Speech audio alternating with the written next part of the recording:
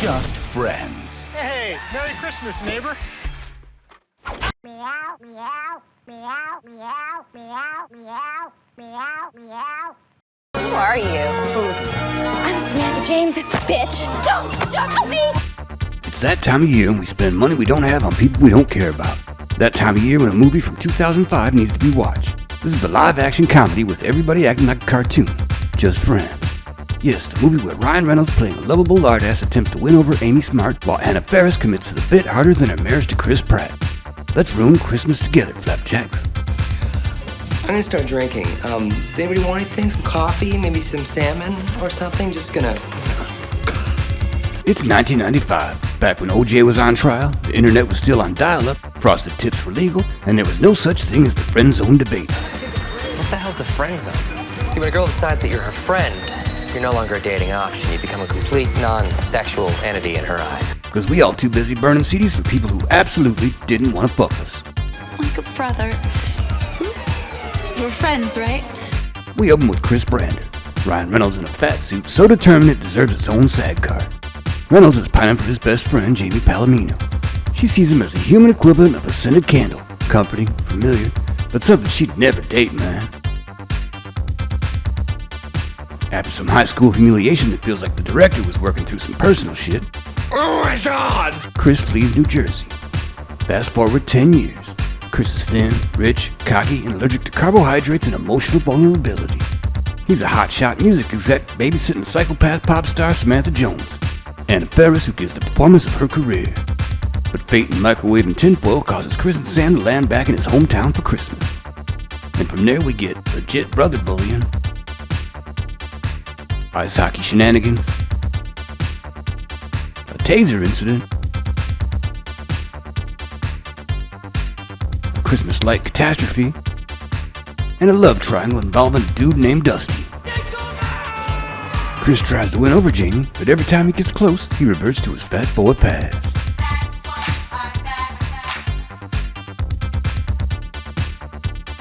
Eventually, he realizes that he's still a deeply broken human being.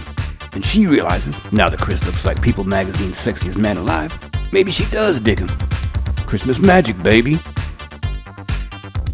They kiss, snow falls, and Samantha Jones roams the earth still unsupervised. Just Friends is a bona fide Christmas comedy. It understands the true meaning of the holidays, returning home, progressing 10 years emotionally, ruining everything, and learning absolutely nothing.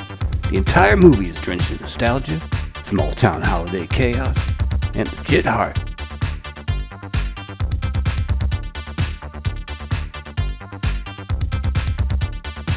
This is so gay. This flick is a prequel to Ryan Reynolds' entire future career. This is the chrysalis phase where the sarcastic, fast-talking butterfly known as Deadpool began to form. Just Friends hit during Reynolds' sarcastic hot guy supporting roles era, played Trinity and Van Wilder. But it helped solidify his brand of fast-talking, self-deprecating smartass with abs.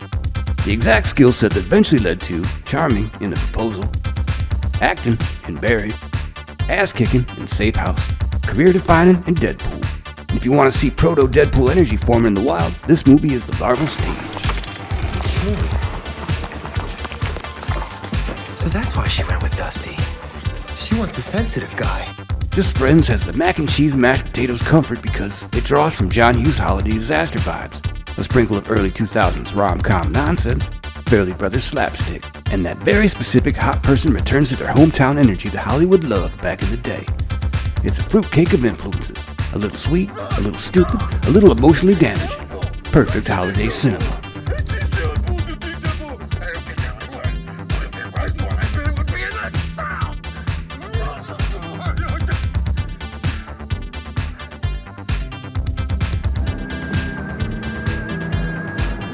I left my gloves in the car. Alright, let's talk about that fat suit. Because this movie didn't only use a fat suit, it unleashed the fat suit. Chris Brander's high school look wasn't a little chubby. Hell nah. Hollywood said, let's give Reynolds the body of a man who lives on Pop-Tarts and diabetic tears. And here's the thing, man. Fat suits were everywhere in comedy back then. This was the era where Hollywood kept saying, let's make attractive people look like fat pieces of shit. But we ain't gonna cast actual fatties. Let's run down the Fat Suit Hall of Fame. In The Nutty Professor, Eddie Murphy didn't wear one fat suit, he wore 6. With the help of Rick Baker, he had the dude who did this, and this. Entire family dinners were possible with Eddie, talking to Eddie, talking to Eddie, talking to Eddie. Shallow Hal had Jack Black learn that Gwyneth Paltrow's beauty is on the inside. You know, after 2 hours of Hollywood screaming, look, she's fat. Laugh, fools, laugh, motherfuckers. Hey, where do you keep your jade eggs? I'm fresh out of marbles and my pelvic floor is all over the place. Big Mama's house gave us Martin Lawrence and 800 layers of latex solving crimes while looking like Michelin Man's godmother. In Norbit, Hollywood saw the Nutty Professor and said, what if we push the fat suit discourse into unsafe levels? So where does Just Friends fit into the sacred lineage? Right in the sweet spot, baby. Because unlike other movies that used fat suits for cheap haha look moments, Just Friends actually gave Chris Brander personality, backstory, emotional vulnerability, and a character arc that didn't end up with him being a pedo plug-in Subway.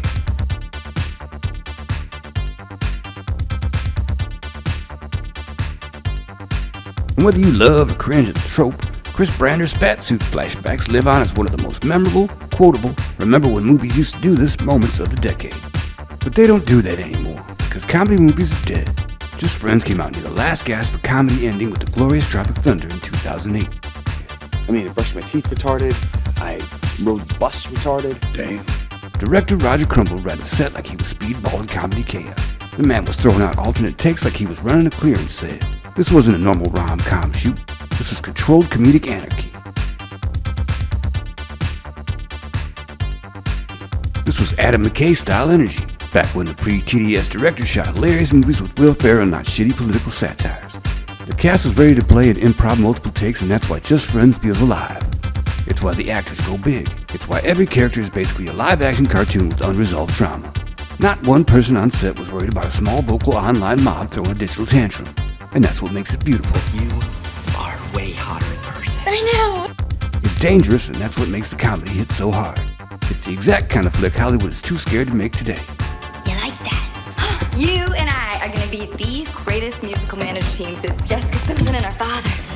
Only we get to and they can't, because it's illegal. So yeah, man, Just Friends is chaotic, stupid, heartfelt, unhinged, nostalgic, and deeply, painfully relatable.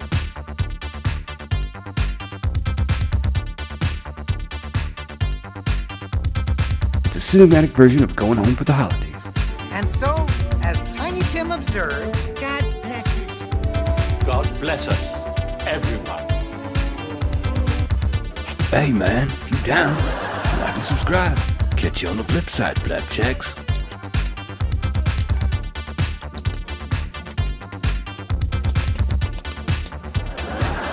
Hey Sarah, do you want my last cookie? Oh, thanks, Brad. Hey Joey, do you want some of my cookie? Don't mind if I do.